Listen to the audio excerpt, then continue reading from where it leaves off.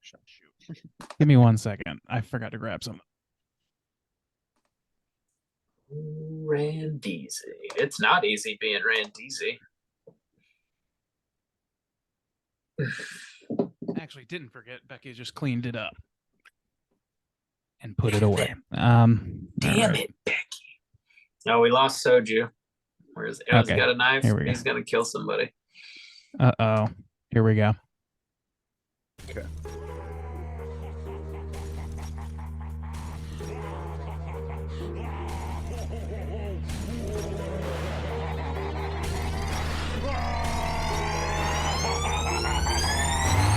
Yeah, we straight chillin', serial killing, pre-cold villains on the mic, got you reeling. 5-star rated from the floor to the ceiling. If you catch a 1-star, no time for feelings. And a demon DJ on the ones and twos, by the name Elzebub, so don't get confused. So grab a seat by the fire, roast a mallow or two, and prepare to hear the legend of the straight chillin' crew.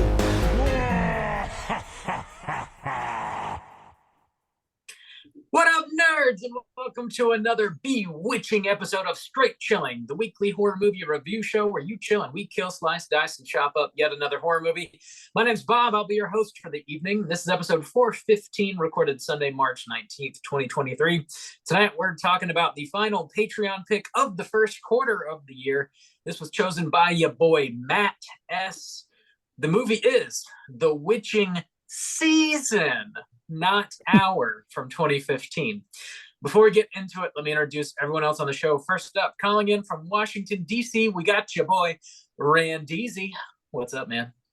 Hello, gentlemen. You know, I gotta say, I'm very pleased to be here on an evening where somebody else was responsible for misleading the public as to what movie we're watching. That makes me feel good. Dude, Feels good to be on the other side of that. It's so hard for me to say The Witching Season for some reason.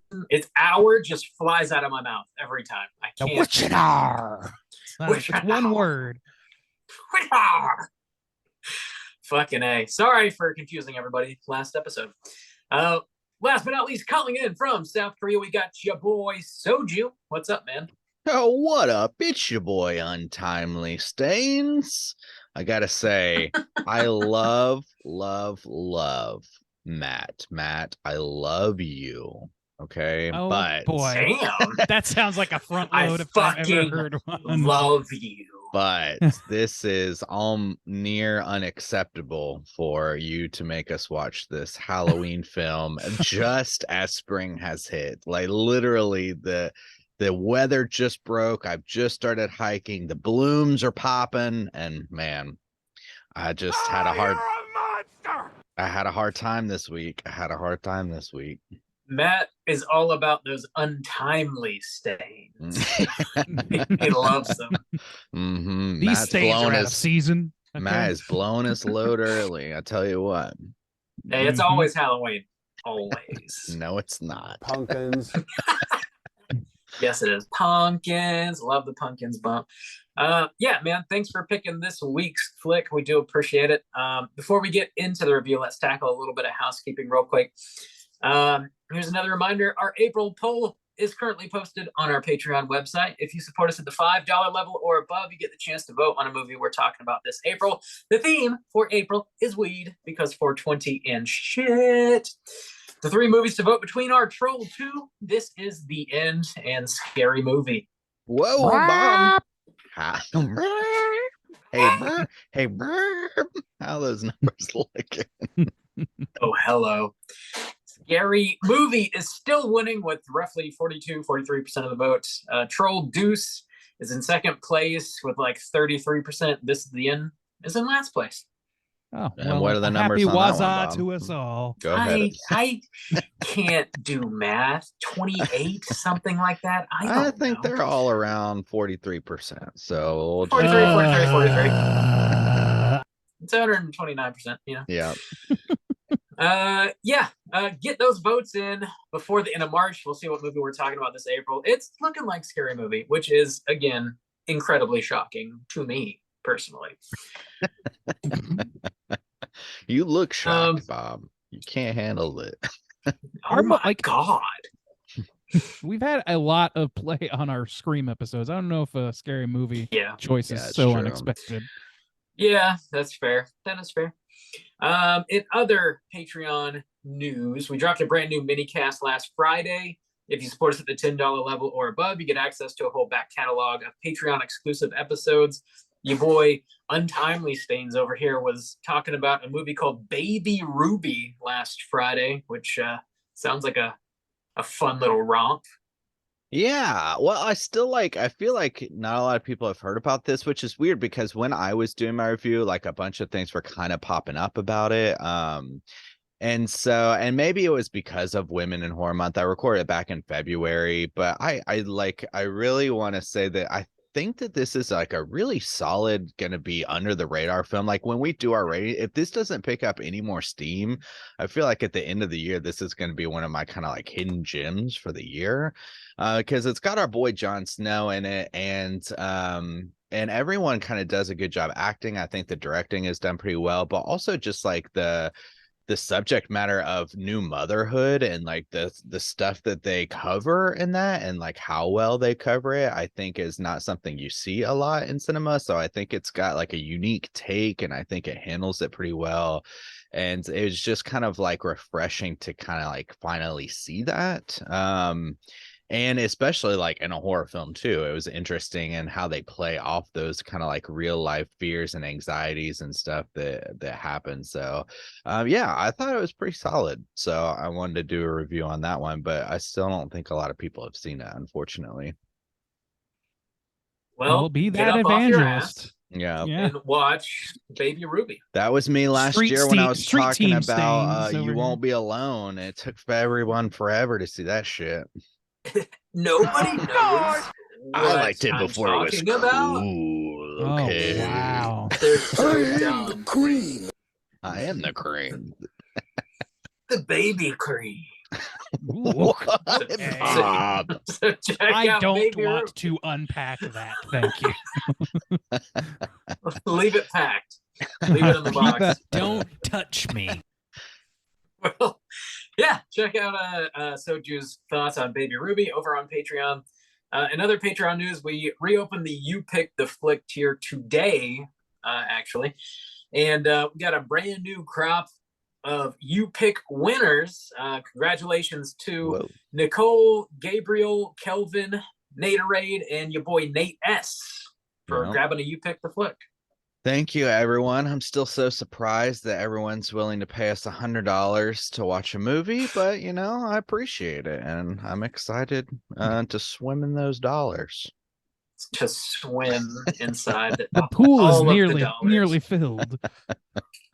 Yes. Yeah, so we got our lineup set for the second quarter of the year, and yeah, we look forward to seeing what flicks y'all pick. That's really all we got going on with Patreon. Juice, you got some stuff happening? Yes, coming out on Monday the 27th, so before our next episode drops, we'll have a new Creature Comforts coming out. That's our little spin-off series exclusive on YouTube, where we cover horror adjacent films. And this month, I'm going to be talking with the headmistress herself, Logan from Ghoulish University, and we Oh. are discussing The Fifth Element with Shaboy Oh, fuck Bruce yeah. Willis. Hell Do you yeah. know- On out. Who are you? One of the? Are you like me, the person who had Cinemax in their house growing up, and And that was had like that always movie on. consistently on yeah. all times of the day? I for, like, forgot it was 6 years. Cinemax, but yeah, that yeah. I Yeah. think I mentioned that like when we talked. It was one of those films that was just like always on. Yeah, Fifth Element on me, and man. Bear Winch Project. Oh, yeah? On Skinamax. Those- That's it. you That's how you his guys got plots the go, premium. But yeah, going to the weenie roast very much. so that was a I'm fun waiting for that. discussion because yeah, That- that's a wild movie. I want that Creature Comforts where you get like fucking G Baby on to talk about the Bear Winch Project or something. Ready for Maybe that? you should start a spin-off show where you cover all the porn parodies of horror. Oh yeah, Severin's got you covered. You got a sponsor in Severin, I'm sure. Honestly, That- that's not a terrible idea. That would have to be called Screamin' and Creamin', right? It would have to be. Oh my god. You know that I'm the cream of the crop. Trademarked by Straight Chillin'. So if you try to steal it from us, False. We will murder you or sue you. or Parody something. I don't law. know. Yeah. something. Yeah, check out all the bullshit on the YouTubes. Brady, are you doing stuff? You got some shit? Yeah, there's one thing coming up this week. I was lucky enough to be the last of the three of us to join our boy Jim over at Waxing the Porpoise, Jim and Steve. We reviewed a movie called Santa Sangre by Jodorowsky. You'll hear me struggle with that name the entire episode. nailed it. Yeah, it was my first Jodorowsky movie, and we had a really good conversation about it, I think. That's dropping on 3/23, March 23rd is my understanding. Keep an ear out for that, Waxing the Porpoise. Check out that show, baby. Cool. That's about it, though. Last thing I want to plug here real quick. We mentioned it last week. We didn't have like a release date for it, but all three of us were able to sit in with Caitlin over on Plug It Up recently, and we talk about the Stepford Wives, and that show is going to be released April 4th. So keep your eyes and ears out for that. Plug it up everywhere you get your podcasts. Plug it up. Plug it up. Plug it up. Plug it up. Plug. I Are think we making a our theme house song? We're is making gonna a be- theme song, right? We're gonna remix our theme song. Here comes Plug the it, Plug It Up theme song. And plug it up. It's gonna be recorded on Zoom, and our already messed up rhythms are gonna be. I When it's decided we leaking, were done talking. Plug it up. When it's leaking, plug it up. Plug it up. When it's leaking, plug it up. Are you tired of those untimely stains? All you gotta do is plug Hell it up yeah, when it boy. rains. Said plug it up. Plug it up. Yeah, we got it. Nailed it.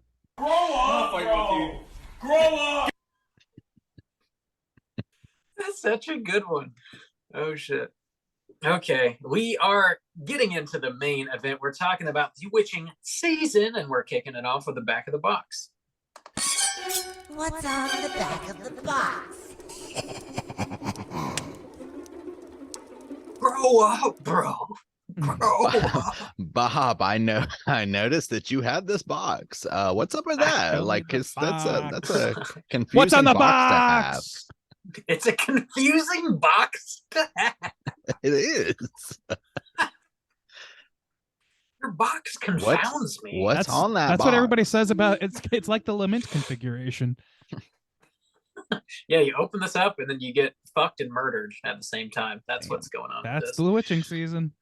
Yeah, so this was put out by Scream Team Releasing, and I've mentioned some of their movies before, and Mikey and I talk about them somewhat regularly on Let's Get Physical Media.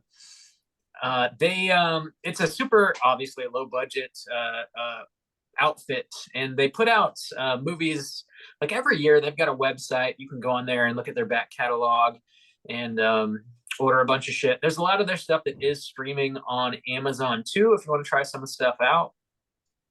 And yeah, it's I think The Barn is probably their most well-known movie. The Barn and The Barn 2.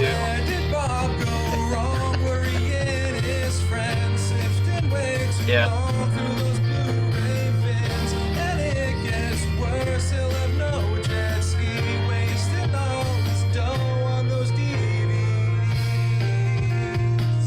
Let's go through your whole collection, Bob. Hey, one Bob, by one. Let's have you do it. have you recorded this month's Let's Get Physical Media?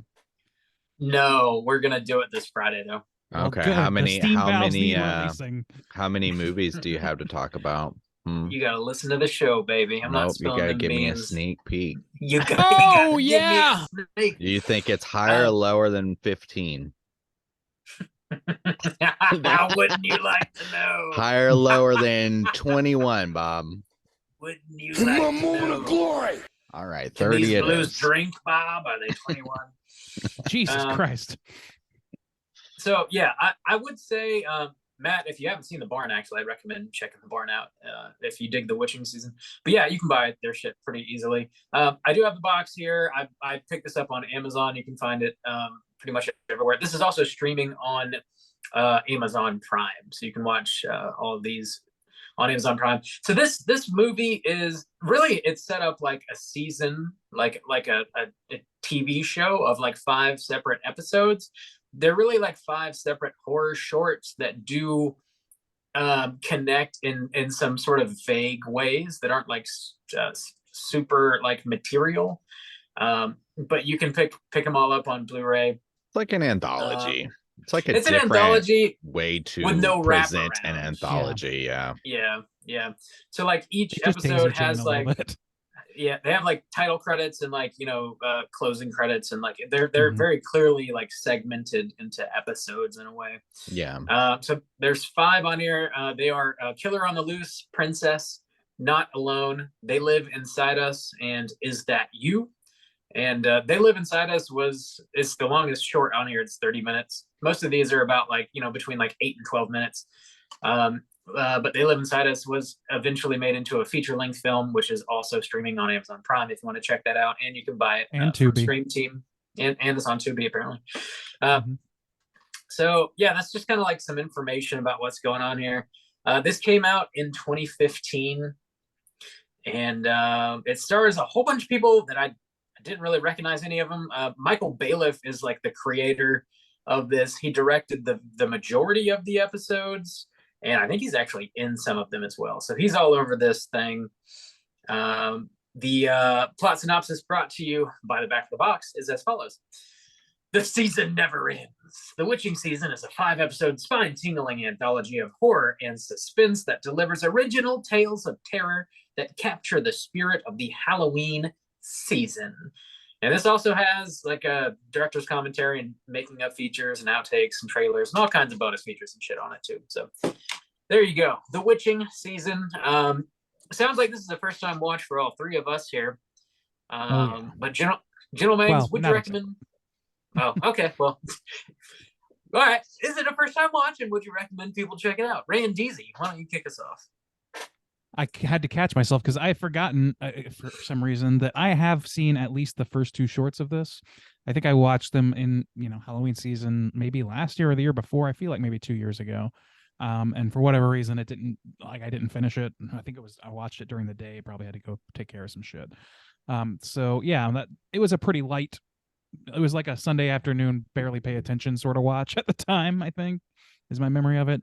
So I couldn't remember much about it until I watched it this time. I would say that if you're looking for a very low budget, scrappy production that is clearly labor of love and not so much, not as much know-how, or certainly not as much budget, then this is fine. This will fill that hole, but I don't particularly recommend it otherwise, probably. All right, Juice, what about you? Well, first, I would only recommend that you watch this during spooky season. That's the only appropriate time to watch this. This was a first time watch for me. And I feel like had I seen this if I was, late night during a spooky season when I was like 12 or 13, that I would have fallen in love with it.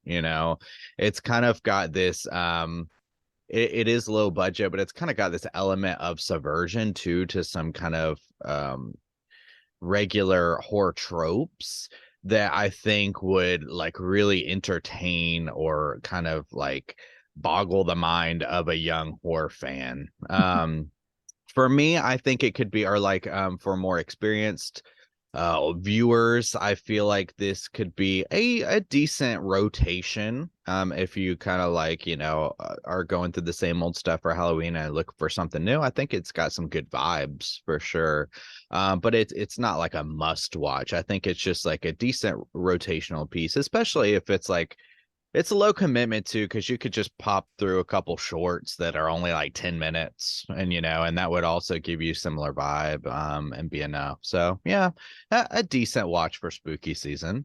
Bob, how about yourself? You got this box. When did you get this box? How much was that box, Bob? Is there anything in it? There's nothing in it. Nothing at all. Oh God.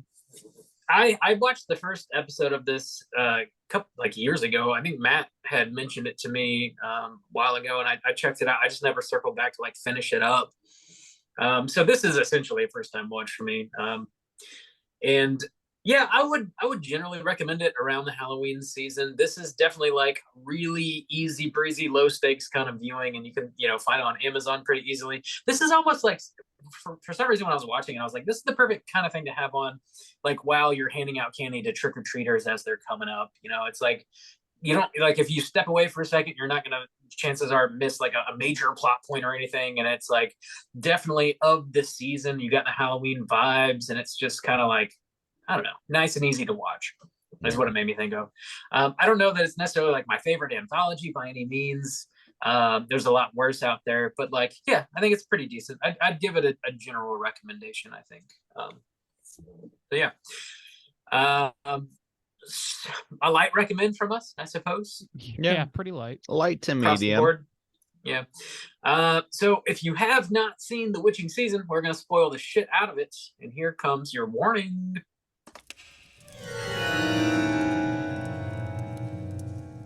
Spoiler warning.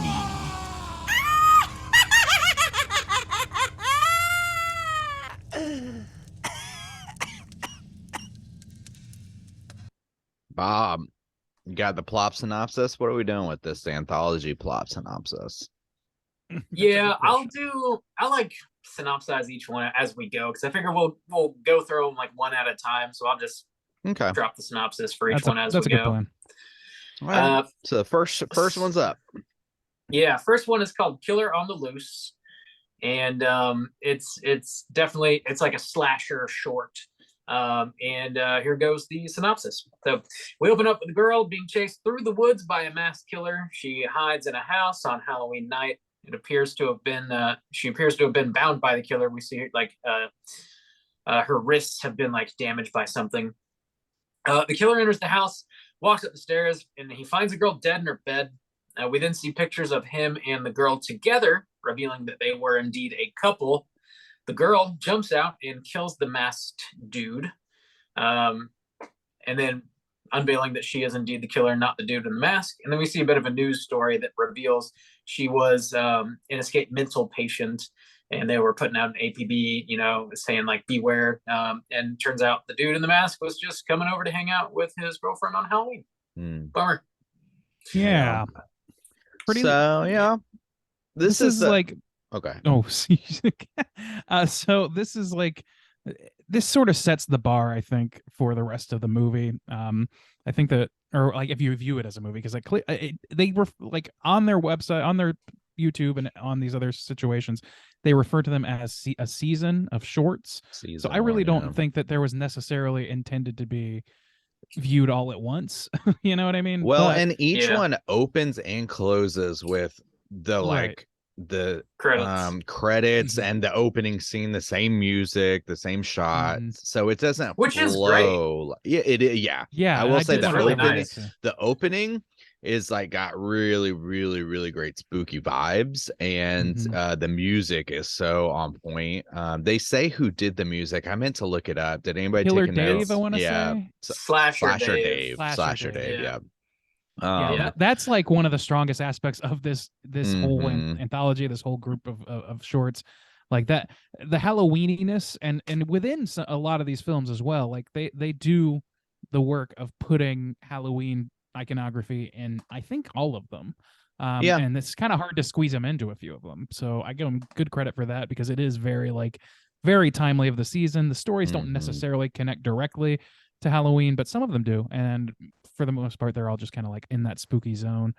But yeah, as far as like this first one, like the plot is pretty baseline, right? Like there's mostly just sneaking around. It's mostly cat and mouse, which there's some tension there or whatever, but like it takes itself seriously, so it sets that tone as well, that these shows take themselves seriously, these shorts. There's a little bit of humor in like maybe what's on TV or whatever, but for the most part these are trying to be scary.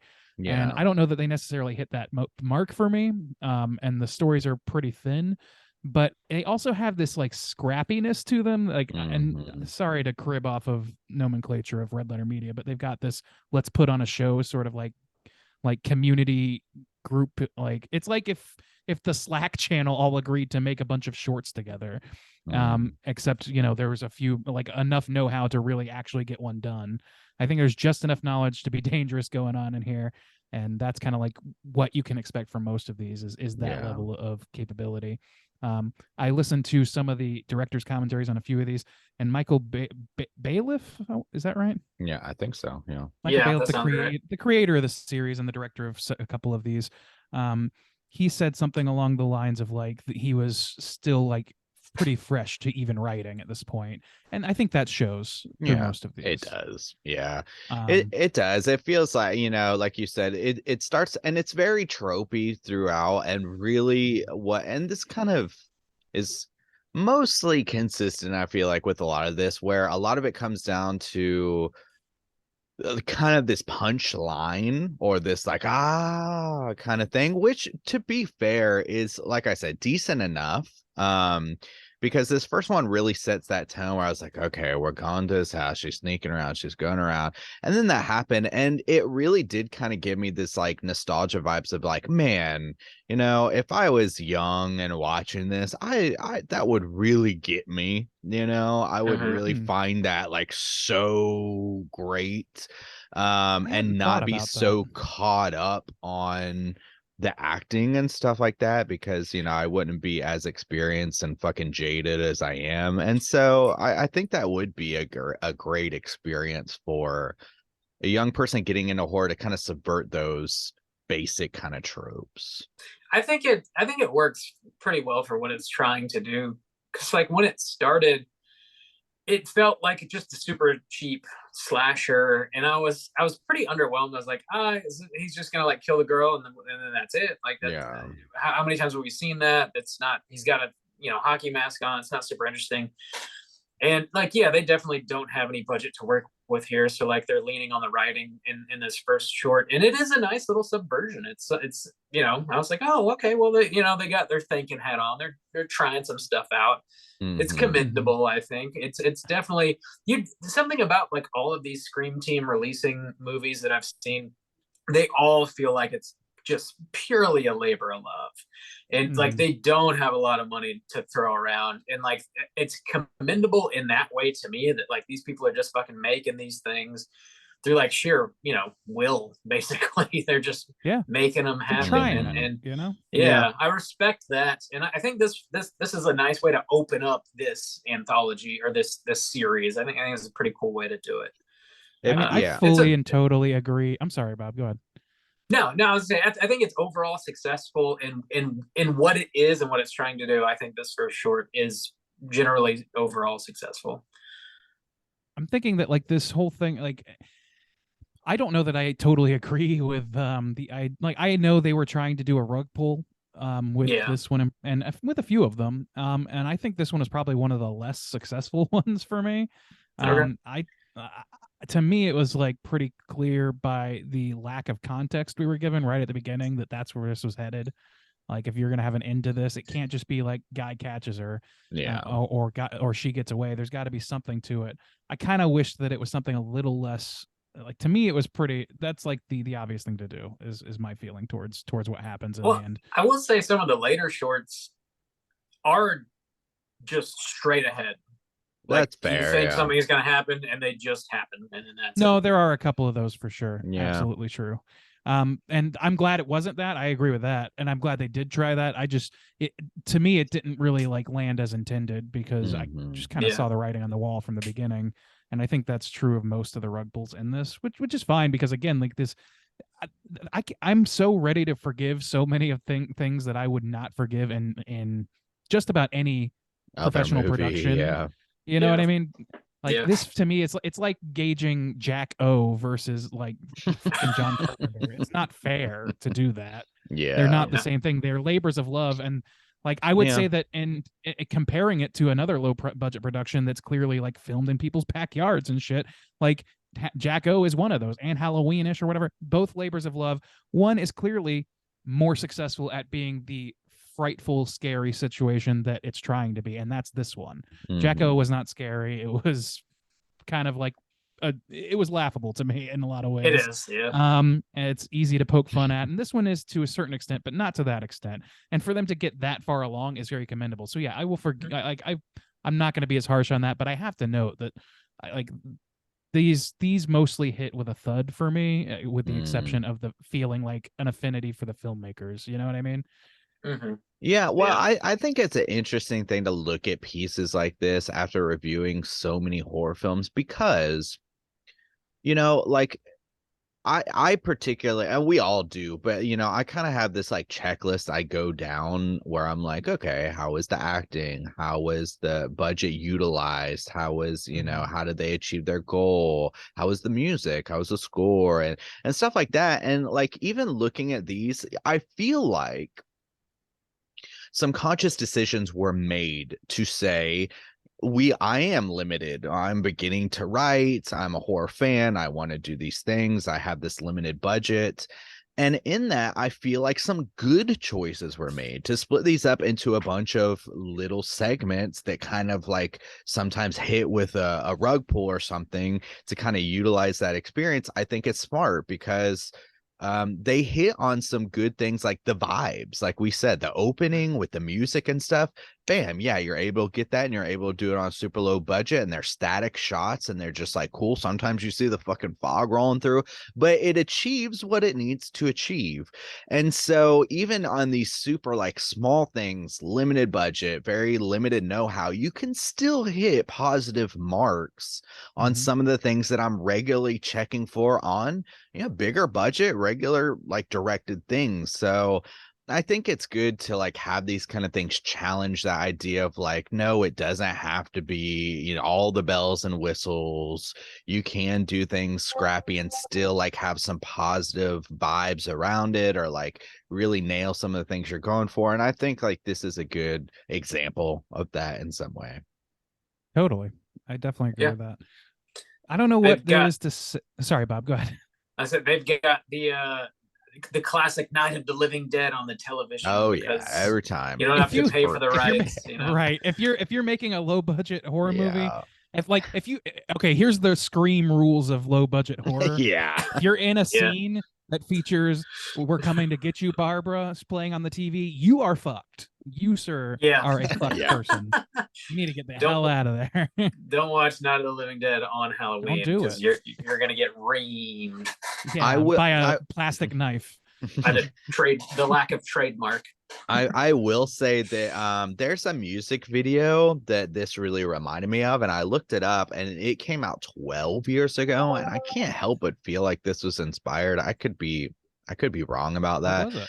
but it's We Are Water by Health. If you've ever explored the Straight Chilling YouTube, there is a playlist that I created a long time ago and have like sometimes add to it of horror music videos, and this is one of them. So Health is the band name, We Are Water is the song name, and it has a very similar kind of vibe to this, the typical like girl running through the woods, but it's got kind of like a rug pull too, and it kind of subverts like what you think is going to happen. And like when I was watching this, I just couldn't help but think of this music video, and so I was like, oh yeah, definitely got to give that another watch and give it a shout out when we cover this. So wanted to do that. Mm-hmm. Yeah, Check her I out. don't recall that video specifically, but yeah, the approach here is so strong with the Halloween vibes.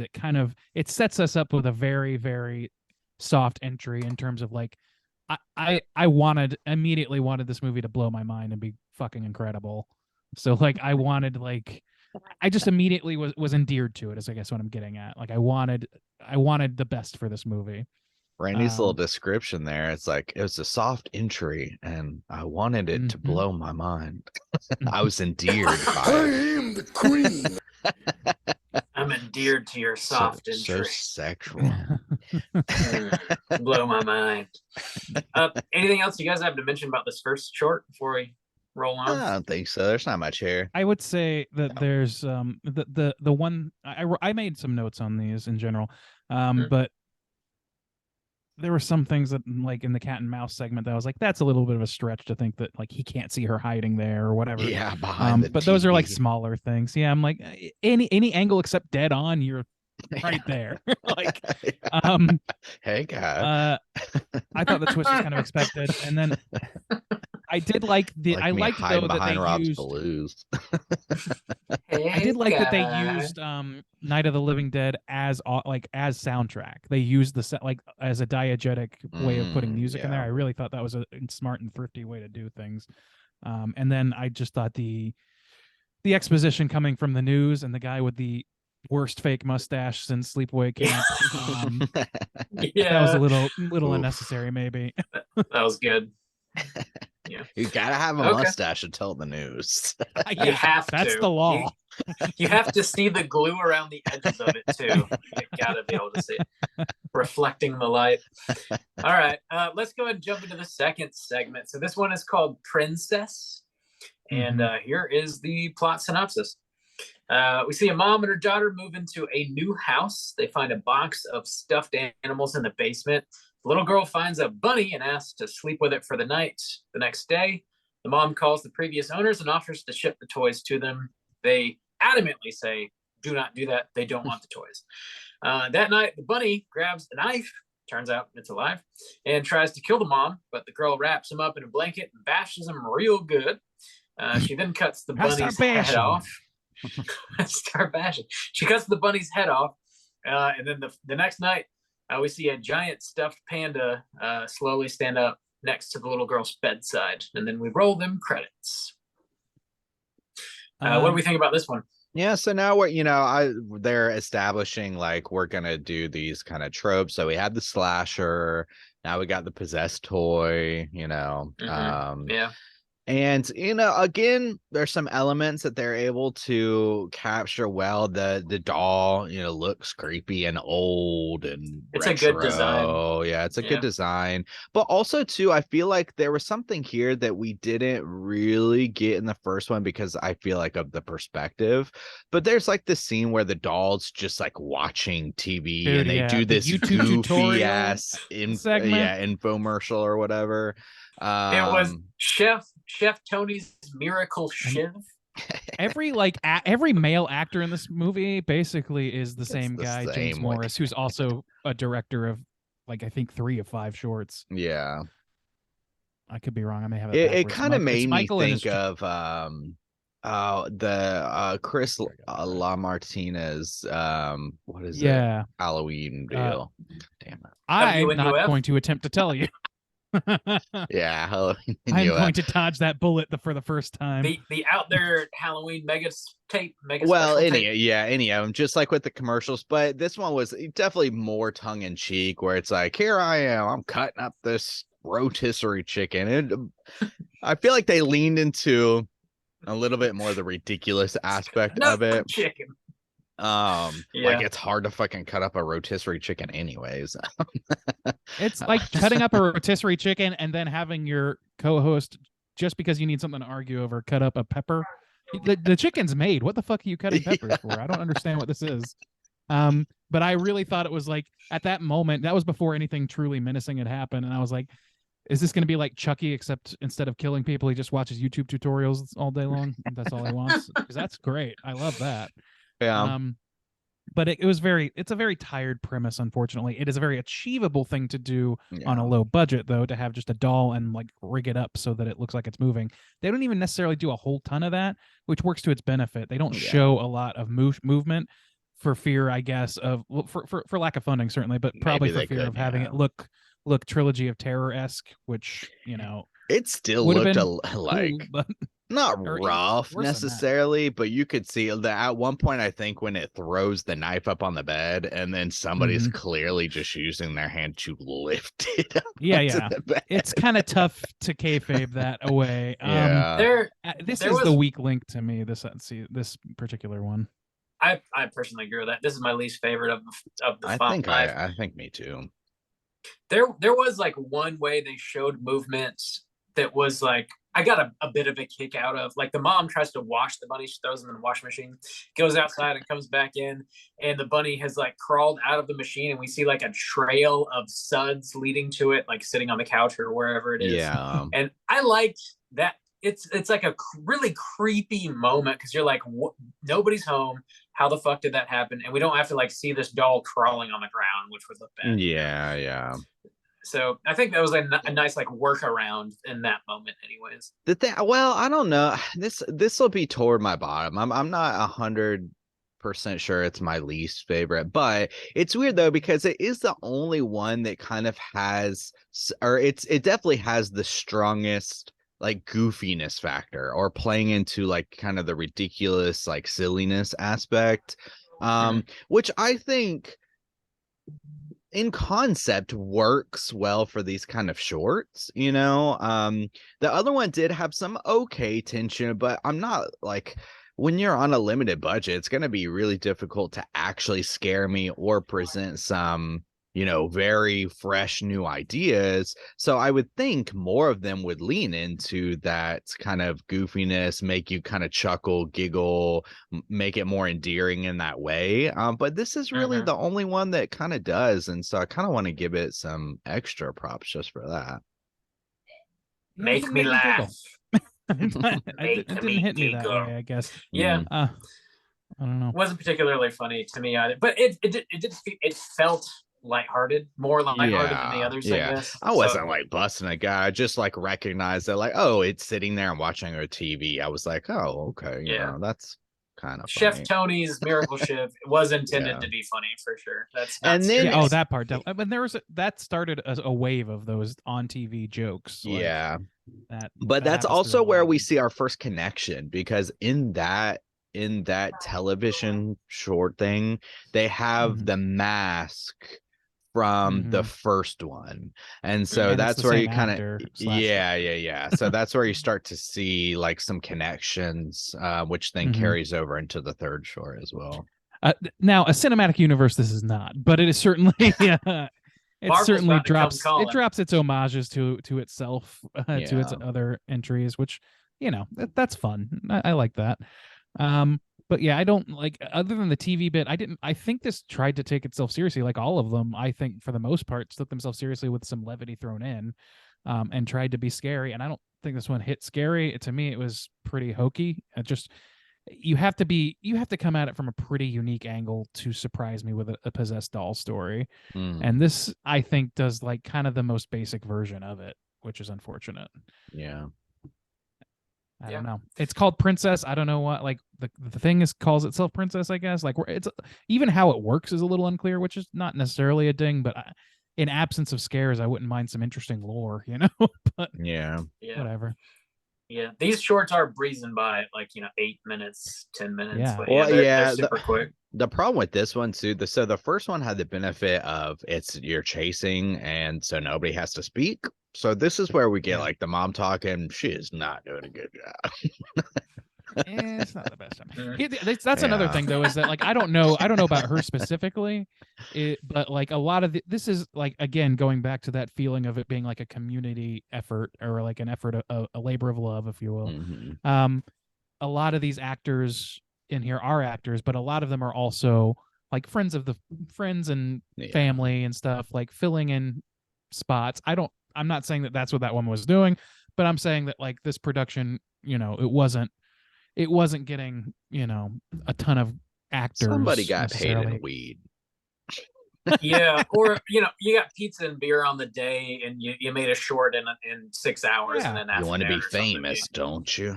I've made a terrible this weed. in a day. Like it's it's for fun, and it's out of love for doing it, you know. So like I give credit for that, but you're right. Like that's when we start getting like lines and stuff, line reads. Some of them falter for me. Even the best actors in this to me are kind of like, not quite hitting lower the right tier. Yeah. Yeah. Which again, I'm not going to be super harsh on it, because you're not expecting it. It's like, your neighbor down the street, you're like, hey man, I come hold this light. I just don't have enough hands right now. Like, come on, have a slice of pizza, grab yourself a fucking peeper, let's roll. Man, at You least guys go ahead. I'm sorry. you're gonna shit on the peepers, Randy? Damn. all The right. peeper's fine, but I mean, if I'm gonna be holding the light, that's hard work, man. Give me Was some, that Miller give High me some Life? hard liquor. You got. Hey, I you want wanna the get champagne fucking of wrecked. beers, Randy? That's what. Give me some Randy class. demands Made the me do red it, did he? stag. Don't If if Randy, you feed Randy's if you on try and give me set, red stag, I am leaving. I'm just letting you know. Malort or just wanna bust put that says out there. Randy. Yeah, I don't. You don't scare me off that easily, but red stag. Will do Randy- I it. got the Randy wants to Chicago puke. specialty. It's called Malort. The Chicago handshake. I drink Malort till I puke. It's exotic. You don't know nothing about it. Do you guys have anything want to throw up.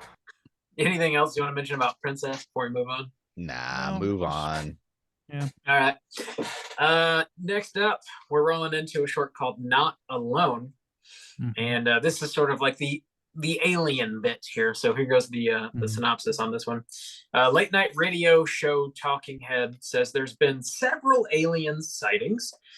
We see a man in bed. He wakes up as his radio is playing, and he sees a shadowy figure standing in the corner of his room. He walks over and tries to bash it with a baseball bat. It appears that it's just a coat rack that was scaring him. He walks to the bathroom, washes his face, and then goes back to bed. And that motherfucker just straight up gets abducted by aliens. Roll credits. Yeah, This So- one's super short. I think it's the shortest one. It's Yeah. like 9 minutes with the opening and closing credits. yeah, it's very Yeah, short. But I yeah. kind of like this is the first one I think was successfully scary in any capacity. Yeah, think me it. too. Yeah. Me too. It's I think real that, like, that's- straightforward. I think this is my favorite one, honestly. Right? Oh, Yeah. really? Okay. I think so. I mean, No I frills could understand to that. it, Yeah. really. You got a creepy, shadowy figure. Mhm. And then like when we never actually see the alien, but we see like its shadow moving along the wall in a way that's Yeah. pretty effective. And then we see this guy sort of like He's got lift hot out of dog his fingers. bed. Yeah, hot dog fingers. Yeah. It's like it's extremely low budget. I mean, this had to have cost like fucking 50 cents to make. There's like no money at all whatsoever. And it's Except effective in what it's that doing. it does have some effects and they look good because of the choices that they made. Like we said, the shadow, it's like good to Mhm. do shadows on a limited budget because it's just like on the Mhm. wall, even when it's got to be animated. So that's like they pulled that off. And even when you're looking directly at the shadow creature, I mean, I've Mhm. given some shit to old Flanagan because he always goes to that like all black thing, and even those looks Yeah. kind of janky sometimes. So for what this, I am assuming this budget is, and they're looking directly at this like shadow monster, pretty good, honestly. Pretty good. Yeah, it conceals a lot, and like I think that's a both. I think that's really a necessity, but it Yeah. works out to its benefit. You know, I if think they so, showed, yeah. if they didn't like darken that corner up just the right amount, Mm-hmm. I mean, I gotta think that whatever actor's over there, it's a guy in a black skin suit and with long finger gloves Green on Man. or some shit. Yeah, it's green. It's black version of Green Man. Black Green Man. Black Green Man. I really love the bookends of those sort of like coast to coast radio talk show happening. Me too, In this yeah. short, it's something about that. It's just it gives me like the warm fuzzies. It's like real nostalgic and like late night radio. People talking about like seeing alien abductions happening and stuff on Halloween. It's just like that's the shit right there. Well, I'm all about that vibe.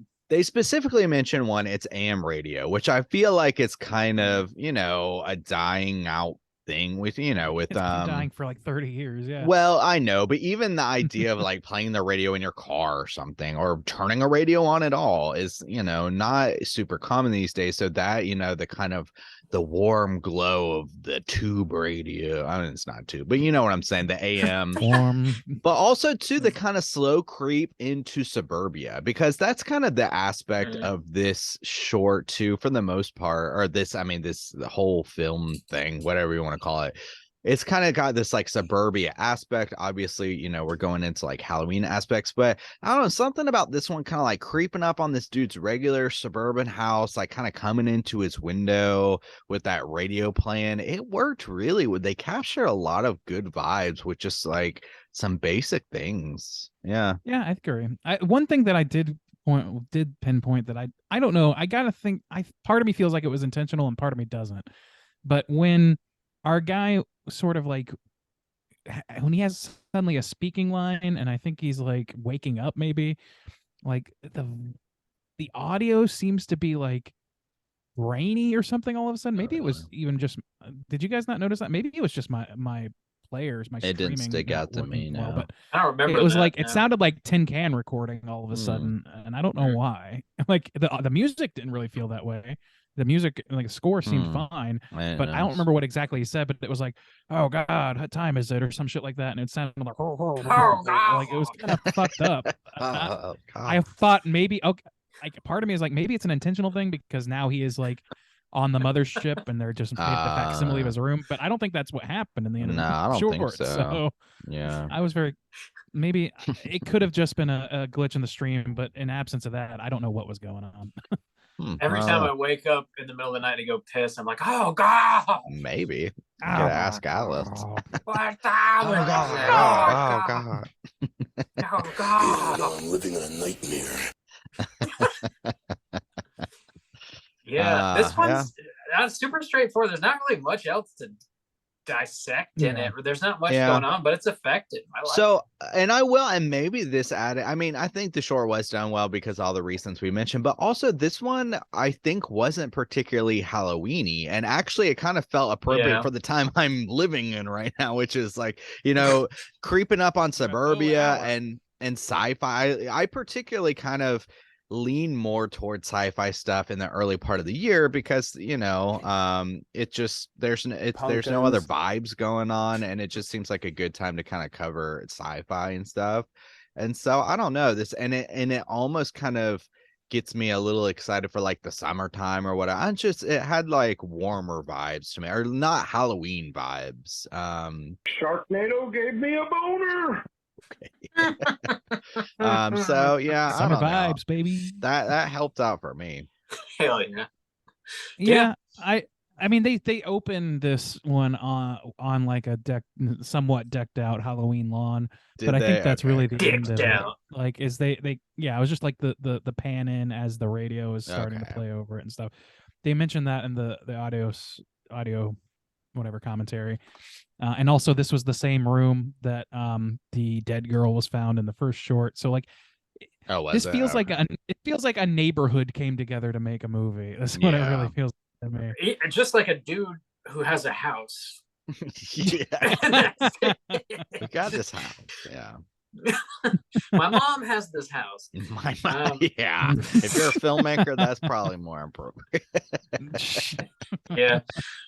Well, let's keep rolling on here. The next little segment is actually the longest one. It's about a half hour long. It's called "They Live Inside Us." And if you do dig this one, like I said, there's a feature-length version of this by the same name, also on Amazon Prime. You can stream. And here goes the plot synopsis. So we see a dude walk into a house. He spends the night. It's a haunted ass house. Spends the night on Halloween. He's hoping to be inspired. He's trying to write a new book. The house's previous owner, his name was John Booth. He apparently murdered his wife. Jacob. Thank you. Jacob Booth murdered his wife and shot himself in the head while sitting at his desk. The dude sits at that very desk and tries to write several stories. We see these stories play out as he's coming up with the ideas. One of the stories is about a mass killer. One of them is about a creepy ass clown. And there's another one he tries to write about a scarecrow chasing a girl through the cornfields. He then begins writing a story about the Booth house, the Booth house itself. We see a dude sees a ghost like downstairs. He walks downstairs and he sees the girl laying on the floor. She's bleeding out. She's dying. He tries to help her. Then he looks down at his hands and they're super bloody. And it turns out he himself is holding the knife and has killed her. And it turns out I know, gasp. Turns out he has killed her, and he also then goes upstairs, sits at the desk, and shoots himself in the head. He is indeed the Booth ghost haunting the house, doomed to repeat this memory over and over again. Rolling credits. Yeah. This one is the most elaborate, and I think it Mhm. also like tries its hand at the comedy, and I think some of it is successful. Like when we see these flashes of these other stories he's trying to write and stuff, Yeah, there's some Knife to comedy Meet happening You. there. Yeah, but it does also probably lean the most into the like doom and gloom stuff too, like with the girl dying on the floor. Like it's got the most, I guess, the most effects happening too. Just generally speaking, it seems to It's have just got the somewhat of most a in general. budget. Well, Yeah, it would It's have got to this because of mansion the esque carnival. house. Yeah. Yeah, Well, yeah. I feel like that was ask for Carnival came to forgiveness town. sort of situation. Yeah. That also did not look like a harvest festival. It looked like a summer carnival, but Yeah. you know, you do what you can. Mhm. Yeah, I mean this one is definitely the most elaborate. It's definitely got the most like emotional firepower at its disposal, I would say. Like it tells a true story. There's an arc here that is very very clear. It's not completely baseline. I think it's kind of an interesting idea. It Mhm. reminded me actually of Hill House, Haunting on Hill House from the beginning, because the very opening of that show and the ending, it's bookended by I forget what the character's name is, but one of the kids, the writer, you know, dictating his book where he's talking about how ghosts are memories lingering behind or whatever. And it's kind of a similar thing where it's defining what ghosts and, you know, hauntings are. Mhm. And what's interesting, like this came out like 5 years before that, so good on them for beating old Flanagan to the punch. I thought it was really interesting, and like I didn't totally see it coming either. This was a rug pull that did surprise me to some extent, because it was kind of like fluctuating in tone a little bit, like you guys said. Like there's some comedic moments in there which are kind of fun and like I think land okay for me. But it strikes me as strange, and then also it's a little misleading feeling because they say that the killing happened 30 years ago. This was 2014, so that would have been 84. And this guy throughout the entirety of this show is typing out scripts on a MacBook Pro. Yeah. So I was a little like weirded out by that. I don't know, it's a little Well, inconsistent. that's what I was wondering if it like, I mean, it could be like a cool idea if like people move into the house and the ghost kind of like takes on the times, but it still like relives. I mean, but they didn't do anything to explain that, you know, like keeping up with the times, like no matter what, you're still stuck in this like story of what happens. Because yeah, I guess he does use like an old school kind of telephone, which is weird, but yeah. Like they go to great lengths to make the house itself. They talk about this in the commentary. Is somebody's house. Obviously, it's been renovated specifically to look time appropriate. So they put the effort into making that the case, but it doesn't look run down. Like it has been closed up for 30 years. It looks pristine. Yeah. And then he's operating Can't on mess a up your mom's new house. MacBook. And then he's using tropes, horror movie monster tropes that I think are more easily defined after 1984 in a lot of those cases. That's fair, yeah. And so like I feel like, you know, it gives you something to figure out, but it has some like pretty significant and inconsistent red herrings to make that happen. Yeah. So I was a little bit put off by that, but overall, like I liked the story arc of him like figuring it out and realizing, oh, he's the ghost that can't move on because he can't face what he's done. Great. I think that's a cool idea. I did and I didn't like this because one of the things for me is like when I was like looking at, you know, like this setup of this, and I had already gone through 3 shorts, with the longest being I think 14 minutes, again with the opening and closing credits, so not a lot of time. And then I get to this one and it's the only one, like 30 minutes. This takes up a third of this. And then a majority of this story though is this guy telling the same story over. So even when Bob was like, yeah, this is a full-length feature, I was like, what? Because 30 minutes with opening and closing credits is a lot of 3 stories, the same story being told with just a different setting. And so it's like, whoa, that's kind of you know, really filled out. So I don't know how they did this into like a full length. I skimmed through the full length movie. I didn't want to watch the whole thing. I had other Yeah. things going on, but It's pretty similar, but there's a lot of differences. Like there's a little girl involved. The guy is like I don't know. I don't remember the exact setup or whatever, but it's quite different. And they do like add things into it to sort of fill it out. I don't know that it's to its I don't know if it helps it very much though. Okay. And by the end, if I don't want to spoil it or anything in case anybody is interested, but there's I think a pretty key difference to how the lore is handled that kind of comes into focus by the end, which I think probably helped it in a longer runtime. But for this short, I feel like they could have trimmed maybe, I don't know, at least 5 to 10 minutes off of those bits that are ultimately just gags at the end of the day, of the clown saying "knife to meet you" or like whatever, like not the clown, whoever, like those little comedic beats. Those can happen more quickly and with more punch, and that actually makes the rest of the actual arc of your story a little stronger. Different kind of story, because it's like every single time it's just the same girl getting chased by a different monster in a different setting, played by him. Yeah, so if it had been, the first one's a chase scene and this, you could still do the same kind of idea, but just because he's going through different, I know he's going through monsters, but essentially he's going through like different kind of like horror movies. And we've already seen 3 other shorts that, one is sci-fi based, one is, slasher based, one is, possessed toy based, which have different vibes, but I kind of thought when he started on that first one, the like where it's a mass killer, I was like, well, this is the first short. Holy shit. Is this like going to be metatextual stuff about writing those shorts? I thought so. And going to add extra context to those. I thought that was fucking wild. I was like, oh, did this just turn into like an amazing meta movie? Like that would have been great if it were the last one. And right. And it like used even some cut footage, or like they reshot it, but like in a goofy, like an even lower budget seeming way. Like that would have been and cool, it's also like it also seems kind of self-effacing because it's showing like the process of taking like trying to make ideas and it going terribly. You're just going so like through there's the definitely tropes, some Mary Sue or like some self-insert going on. Yeah. And I think it would have like been really great if they commented directly on those shorts. I think so too. I think that's a little bit of a missed opportunity there.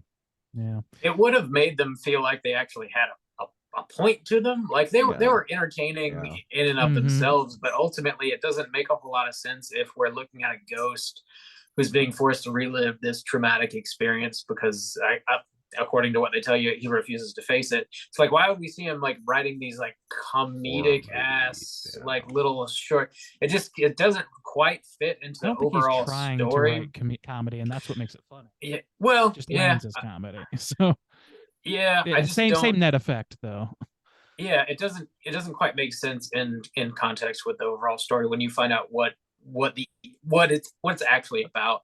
I thought that this like the twist ending on this was like extremely like well advertised. Like as soon as the movie starts, they tell you like, ghosts are doomed to repeat the same thing over and over again, and then we find out this dude's a writer.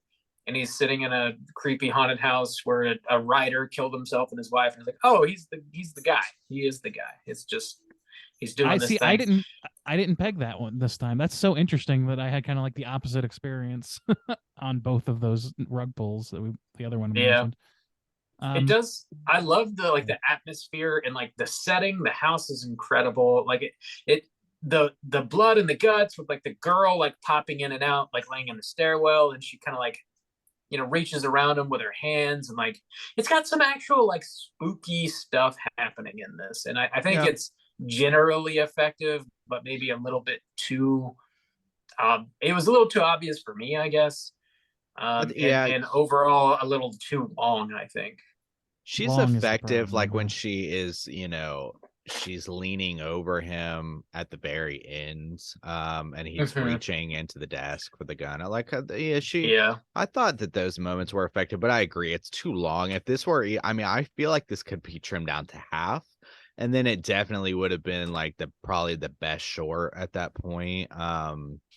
But because it stretches itself out so long, it kind of like dilutes, it's diluted a little bit, and so it just feels like a little like stretched too thin for the length that it is, and kind of loses some of that impact for me.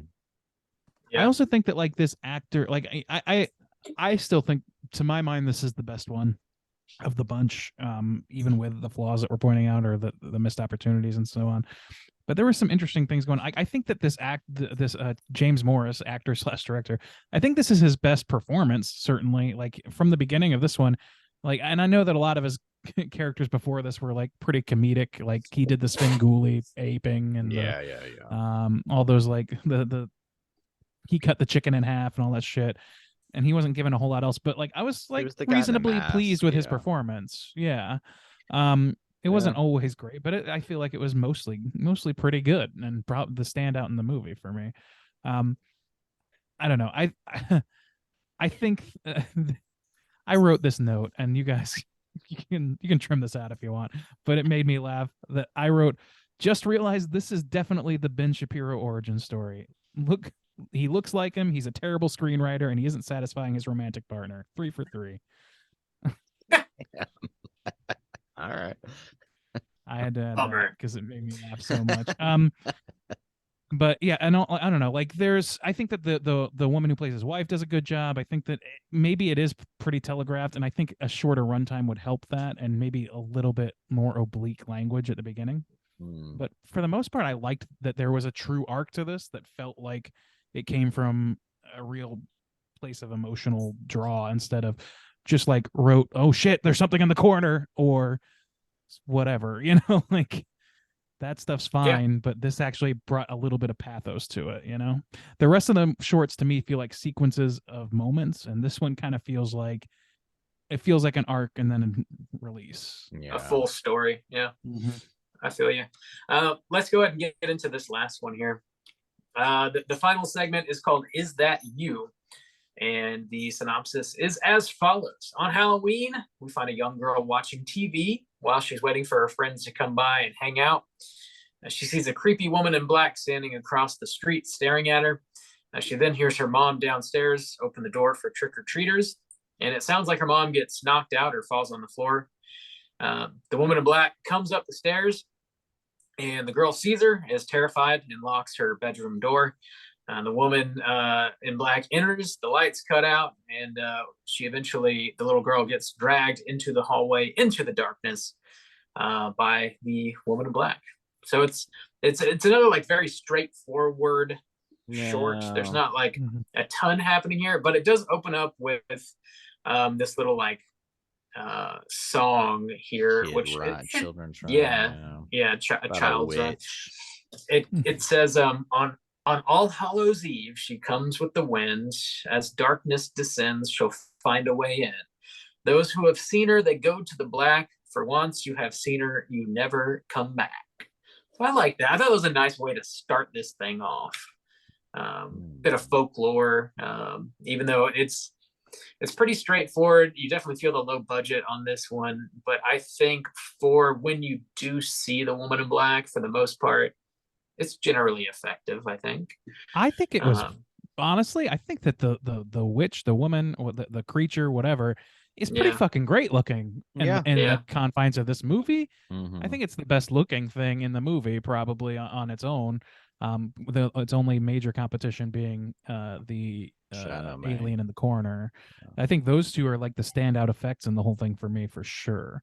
And that's honestly, like, if it wasn't for that, in this particular short, I don't know that I would care for it very much, because it's pretty light, and it's weird to end the movie on such a light affair. Like, the acting in it is pretty rough in my opinion, and there's not a whole lot to hang your hat on here. On the commentary, like, they were like, oh, we tried to like fill out the characters of whatever, Tina and Ron, the people on there that she's texting with, but we tried to do it through the phone. I was like, so like their whole thing was they tried to build character by having people react to him like, ugh, and I'm like, that's not building a character, really. I don't know. I respect the effort, but that's not doing it. And then I like the Count Spookula character on the television she's watching. It's like a late night horror host, super hammy. James Morris again. I love that shit. Like, this girl just like texting her friends on Halloween, chilling, eating candy, watching bullshit, waiting for her friends to come by. Yeah, They probably could have turned this into more of a rear window situation instead of having her get taken out like so quickly herself. But Yeah. I don't know. I was- do like the close up shots of the witch though. They are effective.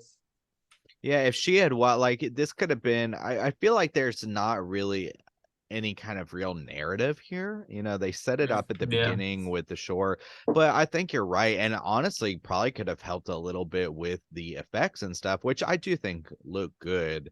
But if she had witnessed this exact same situation happen across the street, but then the Yeah. very end, the witch like turns in the window and catches her, because the whole thing is like, once you're seen, you're not going to be saved. She has to hobble downstairs to try and warn mom or something. Yeah, I mean, it wouldn't Or so, take yeah, much. something. Yeah, like, yeah, but like you could even leave it on that ambiguous ending. You don't even need the witch up close, so like, or like if she's texting her friend and her friend lives across the street, she sees her go upstairs with her boyfriend or whatever, but then like she sees the witch like creeping up the stairs or going through the back door, so something like that. There's just no narrative here really. It's literally just somebody standing outside the outside the window on Halloween. This girl looks and sees it and asks her mom what's going on, and then the thing disappears, and then she hears her mom fall, and that's it. Yeah. Like, and then she gets attacked, and that's it. Like, I mean, it really isn't. There really isn't anything to. There's no story here, unfortunately. Yeah. It doesn't feel like one anyway. So I don't know. Like, to me, it landed kind of weak, but I really did like that effect a lot, and it helped me place it on my ranking list a little easier. Yeah.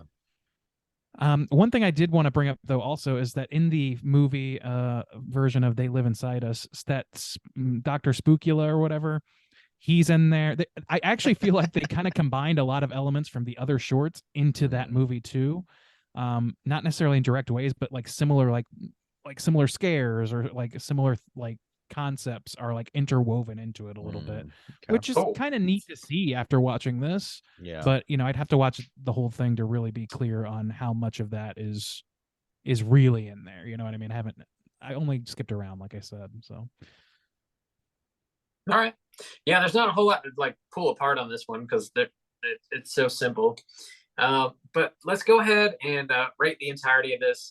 Even though it's basically like a season of a TV show, we're going to rate this whole thing as one piece, as if it was just a straight up anthology. And we can. You guys want to rank them, or you want to just pick like your favorite one of the batch, or how do you want to rank them? Out of 1 through 5. Yeah. All right, let's go ahead and do it. And Juicy J, why don't you kick us off, man? How do you feel? So as far as the ranking, I think my favorite one was the Alien one. Still short and sweet. I feel like good effects, smart decisions, the AM radio, the alien vibes and stuff like that, because we've seen some anthologies and they always seem to throw some aliens in there, and they usually like are pretty rough. So for this one being an alien one, it's pretty solid, especially for the limited budget. So I'm gonna go, that one is my number one. Number deuce, I will go the long one, They Live Inside of Us, because that also had some solid effects and a good rug pull and stuff like that. Some of the best acting. Number 3, I think I'll go, I guess, the slasher one, because it did kind of subvert expectations and kind of set that up and had some decent tension. And then 4, I'll go the witch one, and then 5, I'll go princess. So that's my ranking. And overall, I think I'll give this like a 2. It's fun a little bit. For the season, like, I think that was a good recommendation, Bob, to say, like, if you threw this on while you were handing out candy or something, where you can come in and out, you get some good Halloween visuals, you don't have to pay too much attention. Every now and then the music comes on, and that's cool because it's got great Halloween vibes on that end. But yeah, I mean, this is a bunch of shorts made by like what seems like friends on super low budgets at the same house over and over again, and so it's like scrappy and decent for what it is, but it's going to be like severely limited as far as like overall, scoring goes. So yeah, I think a 2 is fair for me. Bob, Mhm. out of 5 and your ranking 1 to 5, what are you gonna give the witching season? Hello. Yes, that is the film we've been Season? talking about for over an hour. Season? Around it. Yeah, I think my favorite is Not Alone, the alien one. I think it nails the vibe that it's going for the best. And then yeah, second to that, They Live Inside Us would be the runner up for sure. It's a little long in the tooth, but I think is the most fleshed out story, obviously. And then I think I'd go Is That You for my third one. I dig that little like nursery rhyme thing, and like the visuals of the witch are like really effective. I think, and it also brings like the Halloween vibes pretty well. And then number 4 is Killer on the Loose with the slasher subversion, and then last place would be Princess. And yeah, I don't know that I have too much else to add. I think it's like a decent effort for some low budget filmmakers. Just trying to put together something kind of like fun and playing on a whole series of different like tropes and subgenres, and doing like achieving like decent scares and decent like moments generally pretty effectively. So yeah, it definitely feels like a labor of love, and I appreciate the ingenuity that's kind of going into making this thing happen. So I'm gonna come in with a 2.75, I think, for this one. Ray and wow. Deezy, how do you feel? Wait, what was your yeah, score, Bob? so 2.75. Oh, okay. yeah, so you're gonna be quite happy because I think I have the exact same ranking in order as you do, Bob. Yeah, so my number 1 was, like I said earlier, They Live Inside Us. To me, like, it's Wait, not the that's not scariest. Bob's That's already different. Yeah, already different. Is it? Oh, you know what? You're right. No, that was Yeah. the only difference, though. I was shocked Just at the like last you, latter Bob. half. Just like you. I want to be just like Bob.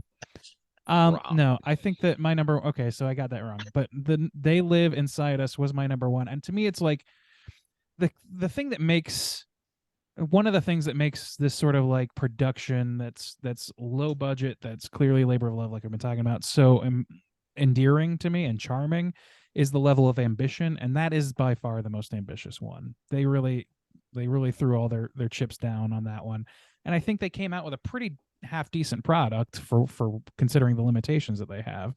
I was interested in the story. It had more of a story than any of the others. It felt more like a story. It had an emotional core. It had some pathos in there. It even had some decent scares. I really liked, not even scares, but like spookiness. There was like the painted black hands that try and go around his neck at one point, and like sort of like the downer ending. And I don't know. I also was surprised to a certain. I was surprised by the rug pull in this one.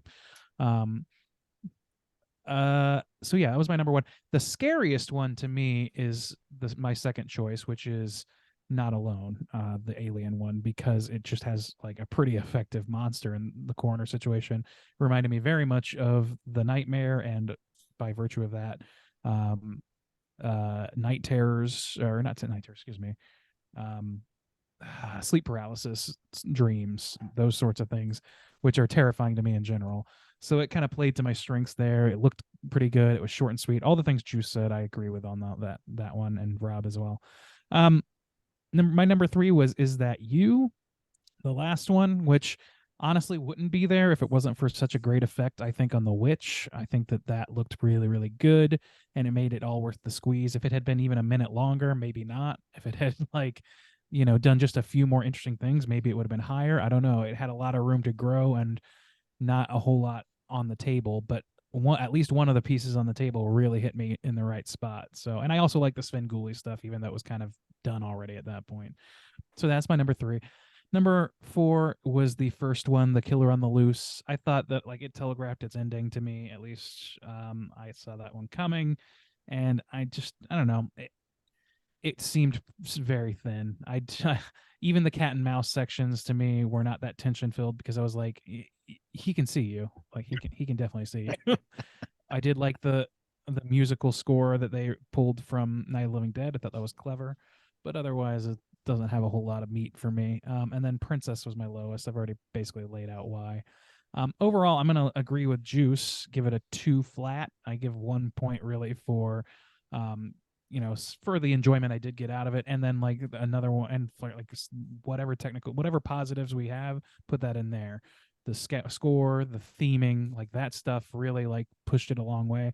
And then the second point is really for being fucking like a scrappy, charming production of people who just wanted to make some spooky shit. I really, how am I going to hate on that?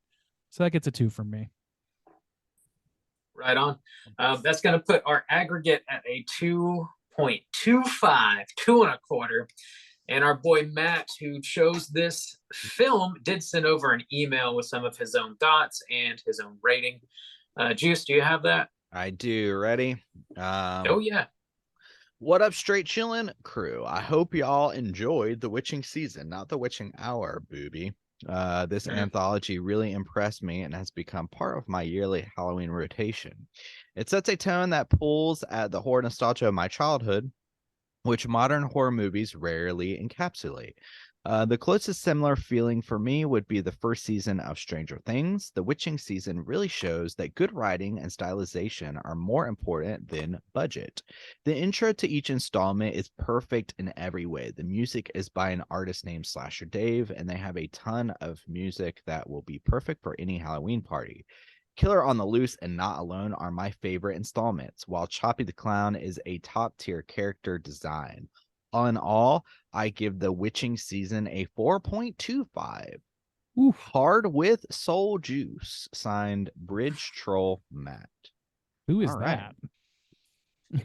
Soul We don't know Juice. Soul Juice. That's a throwback. Just let your soul Soul juice. Let me juice that soul. I think when Matt came out with that, man, that was like back in 2018. He was like, I thought that's what y'all were saying instead of soju. He legit juice. thought it was soju. If you didn't know what soju was, like I Yeah. can see it. Yeah. Why not? Yeah. Soul juice. Soul Hard juice. with soul juice. Awesome, All man. right. Yeah, thanks for picking this one, Matt. Solid ass rating from your boy Matt S for sure. One last thing before we continue. yeah. I just wanted to bring this up because we were so into like the intro for this and the Slasher Dave score and like putting it. We mentioned putting it on during a party. The Witching Season's YouTube channel has like 5-hour-plus long videos of just that. Nice. It looks like Nice. the perfect thing for a Halloween party. That's honestly, cool. Nice. That's cool. All right. They know what they got. They know Yeah. what's yeah, up. they do. Right on. Cool. Appreciate so there, ya. yeah, Witching hashtag Hour. appreciate you. Witching not hour, but saison. Witching saison. There really isn't much of a rating. There is no rating for this on Rotten Tomatoes, and there's not much in the way of trivia outside of what Randeezy over here sprinkled throughout our conversation. So we are going to roll right on into our cooter of the week.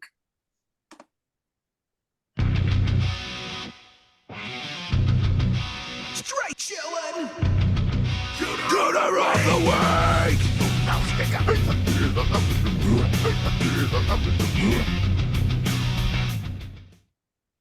Juice, what is a cooter and why do we hunt them? Oh, Bob, you stupid slut. A cooter. is a Damn. Holy You shit! Are you fucking calling a cootie queen, you lit liquor? Juice is the cooter this week. Cooter's a God character type and a damn. straight chillin' exclusive. Cooter must hit 3 of these 5 points to be considered a cooter. We want the cooter with the most points. The 5 points of cooterdom are sexual deviancy, manipulation, smug arrogance, overall looking attire, and overall patheticness. Boys, is there a cooter in this kind of anthology thing?